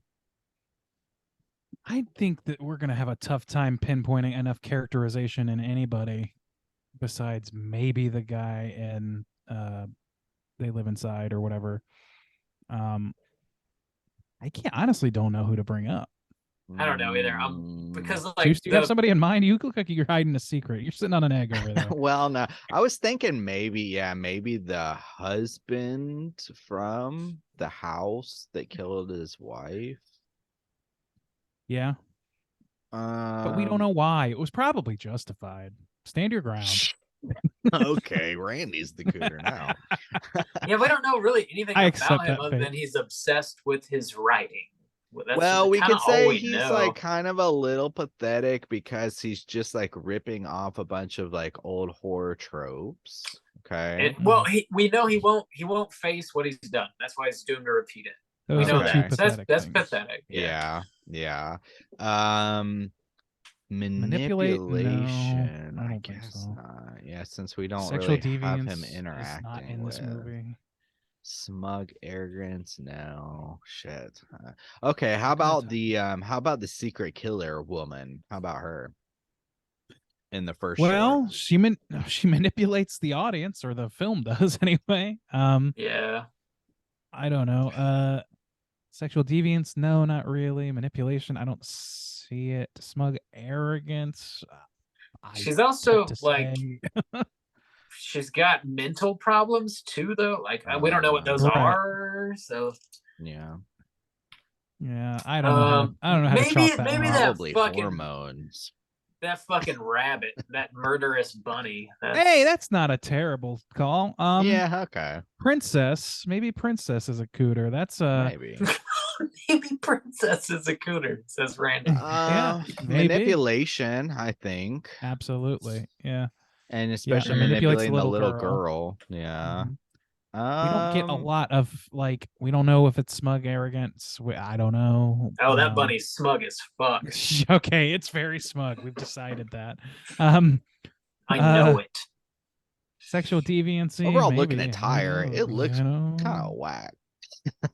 Yeah. It's got like a little mustache thing or something. I've seen these kinds of dolls before. Like, I think this is like a genuinely like a mass-produced doll from like the 70s or 60s or some shit. Yeah, it looks really weird. And I don't know that it's particularly unique in that regard. Like, that was one thing that I was like, I understand that it's like a little creepy looking, but to me it was like putting a melted Ken doll in that role or some shit. Like, it's like, Why is I it guess. melted?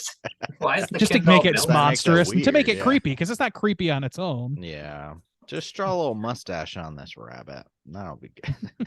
A little Hitler mustache. I don't know. I don't think that we have a strong. Yeah, candidate. I don't think Yeah. so I either. think we're stretching this pretty thin. All right. Yeah. well, Yeah, we are. we Coup of the tried, week's Matt. We tried. Matt's our cooter. Yeah, who makes a Congratulations. man watch Halloween movies makes in a man? April? Or You gotta be Pumpkins. smug as fuck to do something who like does that. that to And a you man? clearly want to bang us, so there's sexual Well, deviance that's involved. clear, yeah. Everybody knows that. You dressed perfectly, so that's fine. That's not an Yeah. issue. You dress impeccably, as we all know.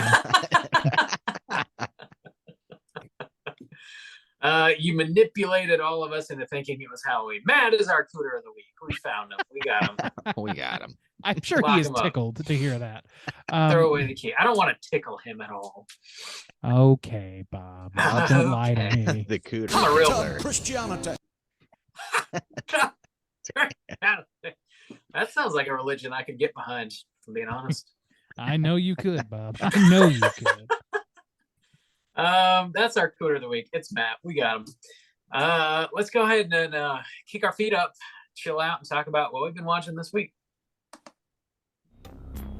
Hey gang, what you been watching? Randeezy, what you been watching, man? My gosh, there's been quite a few things. We skipped last week, so it's stacked up a little bit. In preparation for a few guest spots, I watched both The Stepford Wives and Santa Sangra, which I mentioned earlier.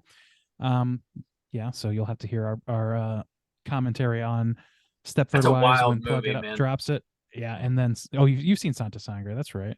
I have, yeah. It's nuts in the butts. I look forward It to hearing is. your conversation.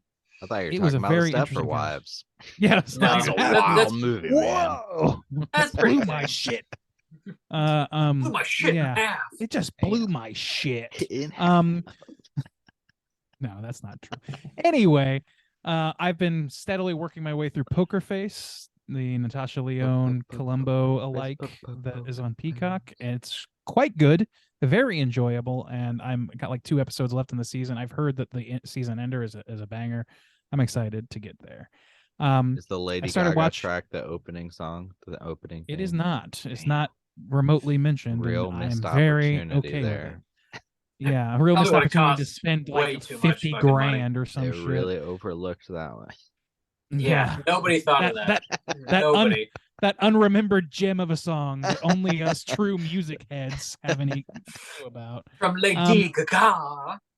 I've been watching a little bit of a creepypasta alternate reality game type of thing called the Mandela Catalog on YouTube, which I quite enjoy, an analog horror sort of deal. It's pretty good. I'm enjoying it quite a bit. I've only seen maybe a quarter of it. There's a lot of it, but I'm enjoying it. Let's see. I finally got to see Banshees of Inisherin, and it's quite good. I was very, very into that movie. It's a good fucking movie. Finding out a little bit more about like what it's like an analogy for and stuff like that. Like it's very interesting. Yeah. And goddamn, those performances are so good, and it really is. It has a lot to chew on. As we all know, I like to chew. I like to chew on shit. Man, had I it like to chew on come out the shit. same year as fucking Everything Everywhere All at Once, they would have been. I know, racking it up really those could have- awards. I know. And like, I mean, that movie, I love that movie. That was my favorite movie of the last year. So I'm not going to be upset that it won awards and that a good movie got I'm upset. recognized. But Banshees of Inisherin, it deserves some fucking recognition. It's great. It was really good.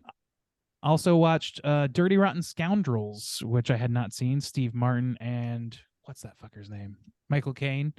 An 80s film about 2 con men pooling their resources. It's very fun and funny. It's directed by oh shit, who was it? He was director of Stepford Wives. I'm blanking. I don't know. Frank Oz. Frank Oz, thank you. Directed by Frank Oz. Also directed Little Shop of Horrors, one of my favorite movies of all time. Directed Stepford Wives, which we watched for this for Plug It Up. And I was just like very interested in his work, so I watched Dirty Rotten Scoundrels, and it is quite enjoyable. Not the best of those, but it is quite enjoyable. And then last but certainly not least, never least, I've been rewatching and finding new to me Mystery Science 3000 shorts to watch. Always the best. Those fucking things rule. They're so funny. That's like Mystery Science Theater 3000 and The Simpsons are like the 2 commercial properties that best define my sense of humor as like that defined my sense of humor for a certain time, and man, it still hits just right. So great stuff. That's it for me. Right on. Soul Juice. What you been watching? Dude, so Always Sunny in Philadelphia is on Disney Plus here, which is dope. So I've been going through some of the later seasons that I never got a chance to watch. I think I'm around season 12 right now. And it's still like cracking me up. You know, every now and then there's like an episode which like when Dennis left and then like came back, that was like a little bit of a lull. But for the most part, it's like still really cracking me up and really funny. So I've been enjoying that. Been watching some Modern Family as well. Never really watched Modern Family before, but actually it's tickling me pretty good for a little sitcom. So as I don't think any have come out so far, but I've mentioned, I think, a couple times on What You've Been Watching, but I am doing some classic TV shows for some of our reviews, our mini cast this year. And as a part of that, I have started watching the first season of Buffy the Vampire Slayer, which has been a long time since I've watched Buffy. It's wild because it's such a time capsule. And just my mom used to watch that like back in the day when it was like coming out and stuff. So yeah, it's wild to like kind of go back and visit and see kind of like how campy and like goofy it is, but also like the 90s goth style and stuff like that. It's pretty interesting. Hell yeah. Yeah, but I haven't made it all the way through yet. I did watch The Stepford Wives. That was the first time watch for me for Plug It Up.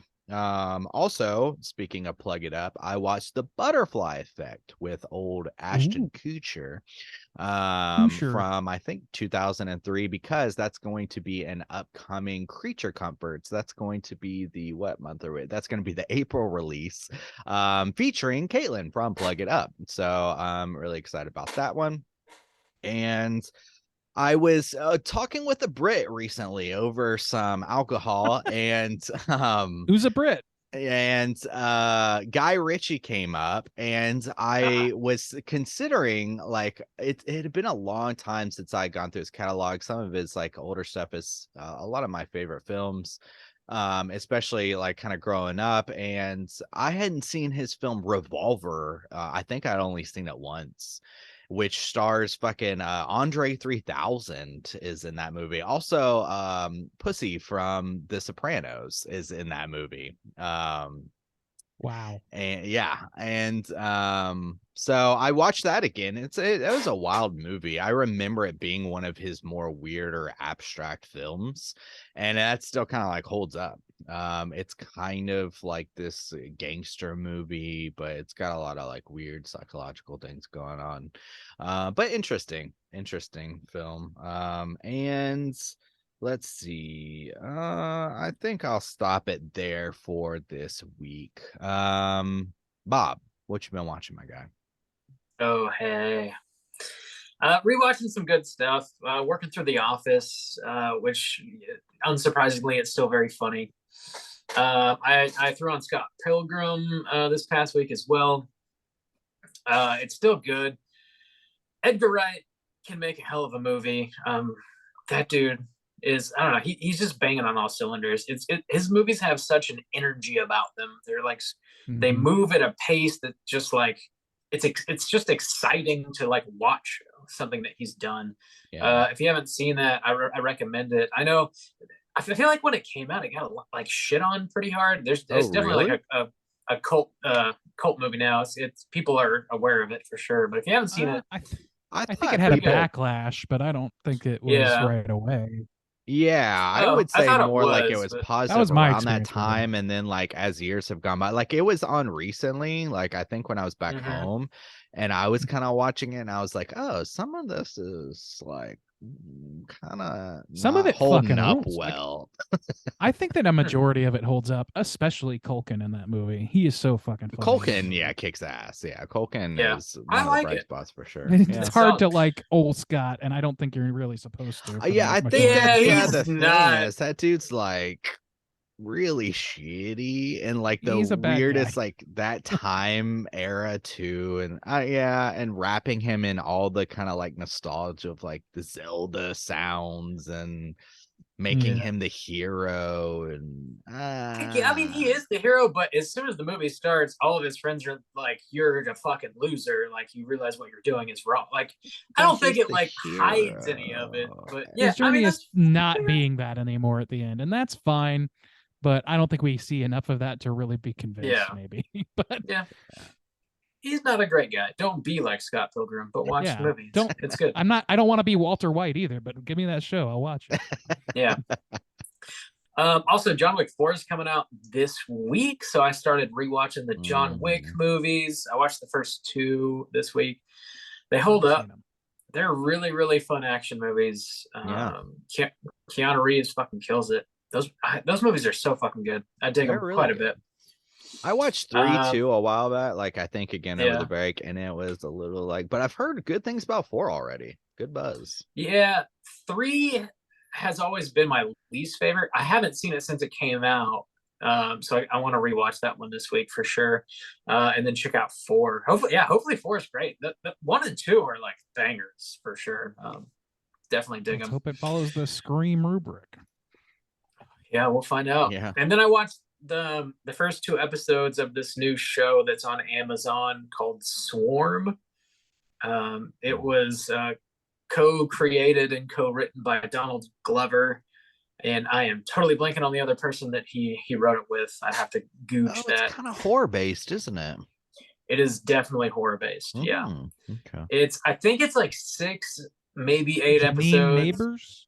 Yeah, that sounds right. Yeah, and it's difficult to describe, like kind of like Atlanta, how Atlanta has like a weird vibe to it. This kind of has a similar vibe where it feels like Atlanta, but definitely more horror focused. There's a lot of it's hard to talk about without spoiling it. There's some blood and guts happening for sure.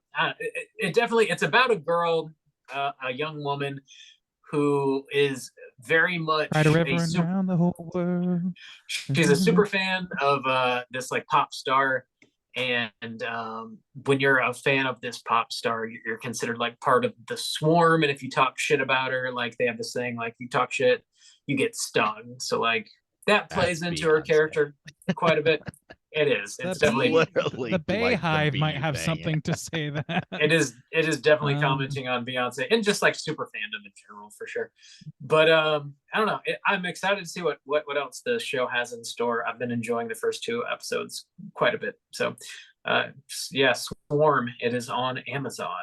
Maybe we'll do a mini cast on that. So it seems appropriate. Yeah.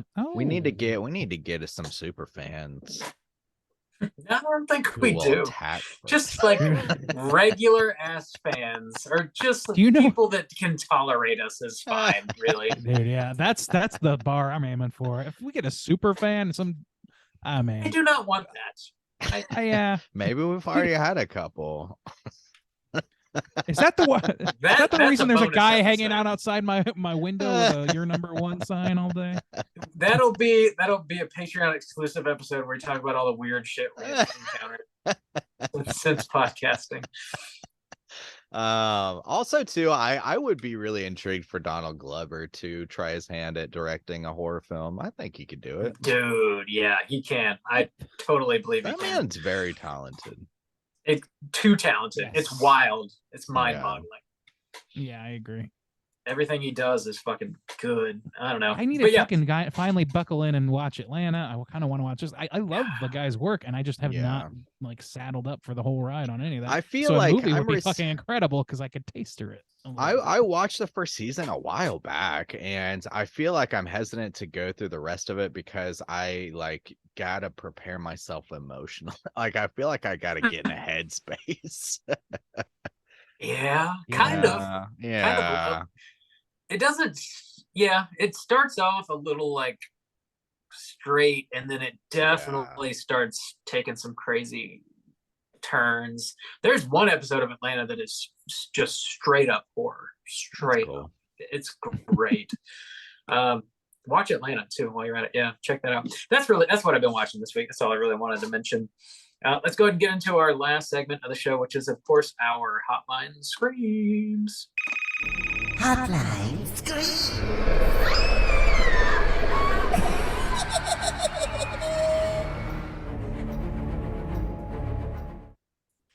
That horror episode of Atlanta is also just about a pop star, which is Are you really doing- interesting.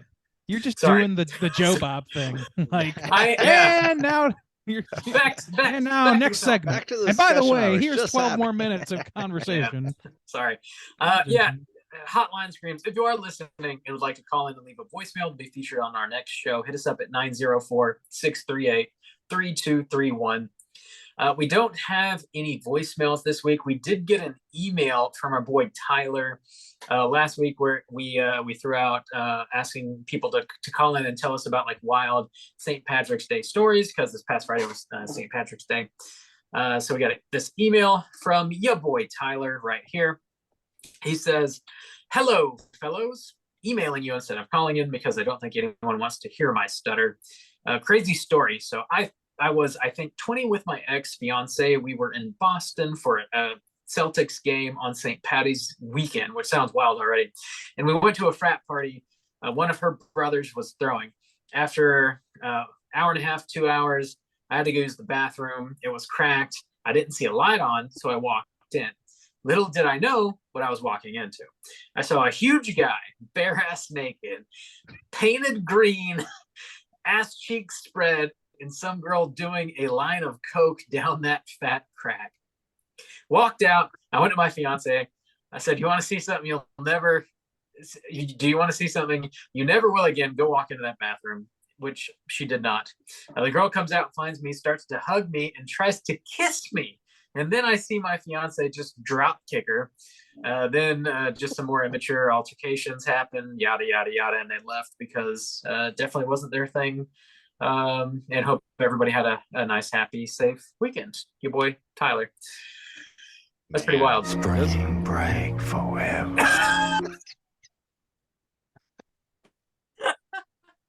That's a ridiculous fucking story. Perfect. I've St. never Patty's seen that Day movie. forever. I did not like that movie, but Why I've never would- seen anybody snort Kinda like- coke out of an asshole. Yeah, if Like, you're why? gonna be doing Dude, coke, I don't why understand. is that the way you're gonna be doing it? I don't- That's just the Irish way, I guess. Damn. I don't know. Damn. We'll have to What ask in Ireland if there's People are any. making some decisions out there. so wild, because you're also like literally sniffing that dude's asshole while you're snorting coke. Oh Like, yeah, In They my happen moment at- of glory. it's all like, and also like just your coke's got to be contaminated. It's that Coke's It's suddenly doo-doo got Coke. a. That man has been It's got a rolling racing around stripe all, on it. Yeah, it's still in his green paint, so you know he's been rolling around all Just day St. pouring Patty's sweat. Day. It's not Pouring sweat. clean. Green, Yeah. brown, and white. That's the that's the old color girl, of that frat. That girl got her some of that crack coke. You know what I'm saying? Damn. It's that extra sweaty. That's what a boy likes. That's It started just- clumping because of all the butt sweat. You know, it's Oh, just pop. Clumping. I'm sick. I want to throw up. oh god, that's terrible. Why? Oh my god. Why would you do it? Why? And would then you do if it? somebody came at me with their like poopy, cokey mouth, I don't know that I could. My I don't know what I don't know what I would do. I might puke right in their face just to add to the cocktail. She might like it. She might. That might just be what she's in for. I don't know. She might. She I likes take coke no off of your- ownership she over likes- whatever the fuck this girl She is likes doing. the punishment, apparently. Oh, Devil made God. me do it, did he? Maybe that's what she's saying. Oh my Ooh, god. man, the Green Devil. Great story. Yeah, Yeah, that's wild. I've never seen anything like My that. life That's feels pretty tame sometimes when people call in. I feel like Dude, yeah. I need to see some crazier shit I need to do some coke out of some assholes just to Wow. get my rep up. or see it at least. I need somebody. in my ass. I'm desperate. I need somebody to fart coke into my nose. That's what I need. Oh God, Bob. That's what you. That's a waste of coke. That's Breathe it in, huff it in. hey, to each their own. Okay. Yeah. Well, all right. Yeah. Thanks for the email, Tyler. That's Oof. fucking wild, man. Hope you had a nice, happy St. Patrick's Day. Hope everybody listening did as well. Again, if you guys have a St. Patrick's Day story, it's not too late. Feel free to call in and tell us what's up, and we'll play it on next week's show. You can hit us up at 904-638-3231.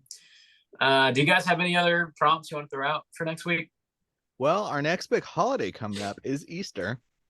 So I Mhm. was thinking, what's some of your favorite religious horror? You know, you got any good? Jim? Christianity.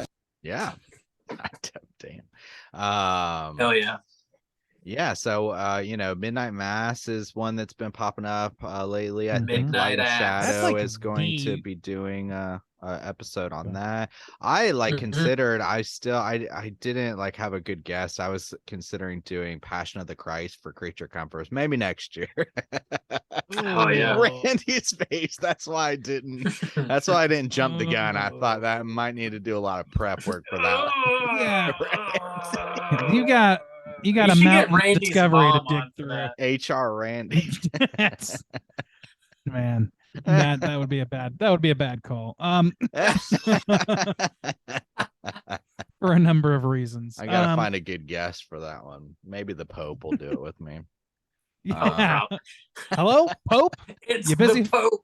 You want wanna to do a do a side YouTube show? podcast with me? Hi, Pope. I'm doing a spin-off of our podcast. You're in, right? You want to Yeah, in, for all right? You ever snorted coke out of a green man's sweaty ass crack, Pope? I bet you have. You saucy old bastard. Anyways, Saucy mix. so yeah, there's some good religious horror out there. I want to know what you're watching. Yeah, let us know what your favorite religious horror is, whether it's related to Christianity or fucking anything. Let us know. Call in. There's more than one 904-638-3221. religion out there. 31. Yeah, there's. You can be Baptist. You can be Catholic. What about vegetarian? Protestant. You can be Bohemian. fucking vegetarian. You can smoke weed. You can be diabetic. Oh, man. That's it. That's what we're doing. That's it. That wraps us up. We're gonna be back next week with a brand new show. As always, we're gonna be talking about the first Patreon pick for the second quarter of this year. This one was chosen by your girl Nicole, and the movie is Dave Made a Maze, and this is currently streaming on Shudder and Tubi as well, I believe. So check out Dave Made a Maze. Get ready for next week's show. Until then, rate, review, and subscribe to us on iTunes. You can find us on all the socials. Just search Straight Chilling and you will definitely find us. If you'd like to join in our daily Slack channel conversations, just let me know on one of those social media outlets. I'll send you a link so you can join in on the fun. We talk about the movie of the week, TV shows, video games, our animals, trade recipes, all kinds of shit. Join the Slack. Jam with the console cowboys in cyberspace. That too. You won't regret it. Yeah, that's going to do it for us this week at Straight Chilling. Until next week, as always, all you mother truckers, please keep chilling. Spring break forever.